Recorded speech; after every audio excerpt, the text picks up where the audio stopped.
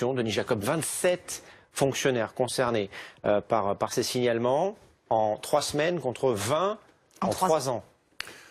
Surréaction, je ne pense pas qu'on puisse parler de surréaction. Il y a effectivement le paramètre émotion après malheureusement l'attentat de la préfecture de police, mais il y a aussi le fait que nous n'avions pas véritablement un cadre très bien défini pour signaler potentiellement des collègues radicalisés. Et c'est certainement la conséquence de la note du préfet de police du 7 octobre qui fait qu'on a une augmentation de signalements. Pour autant, signalement ne veut pas dire absolument fait avéré.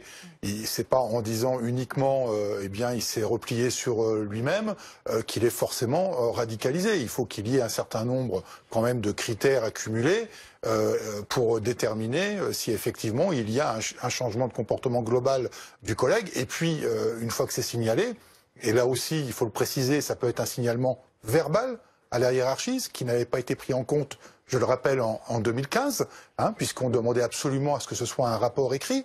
Là, on peut faire un signalement verbal à la hiérarchie, c'est à la hiérarchie ensuite de faire remonter au préfet de police. Mais à la suite de cela, il va y avoir une procédure contradictoire, c'est-à-dire qu'on va rencontrer la personne qui a été signalée, pour laquelle on va garder dans un premier temps l'anonymat, parce qu'il ne s'agit pas non plus d'aller stigmatiser des collègues, notamment de confession musulmane. Il ne faudrait pas que ça devienne une chasse aux sorcières non plus. Et puis une fois qu'il y a eu cette procédure contradictoire, il va y avoir une commission spéciale qui va être créée pour statuer sur cet agent, s'il doit continuer ou pas à exercer des fonctions régaliennes de l'État. Et ça, c'est important, faire la part des choses entre vigilance et psychose. 27 signalements en 3 semaines, est-ce que ça vous rassure ou est-ce que ça vous inquiète ?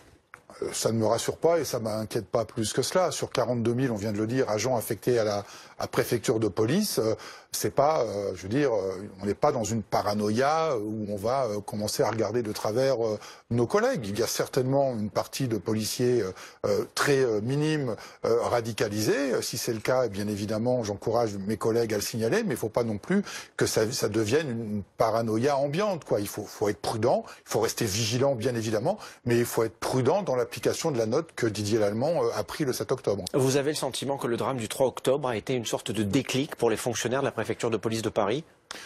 C'est clair qu'on était loin de s'attendre à ce qu'un tel drame se produise de la part, qu'il soit provoqué par l'un des nôtres. Donc effectivement, il va y avoir une plus grande attention aujourd'hui, et la grande attention devra être surtout portée dans le cadre des futurs recrutements, parce que nous avons déjà eu par le passé dans les recrutements des futurs policiers qui ont été détectés et qui ont été renvoyés justement parce qu'ils tenaient des propos particulièrement radicalisés ou faisaient circuler notamment. On a eu un cas il y a quelques années à l'école de Nîmes où un des élèves faisait circuler des vidéos de Daesh, notamment de décapitation. Donc il a été renvoyé et donc il faudra être particulièrement vigilant dans la phase de recrutement.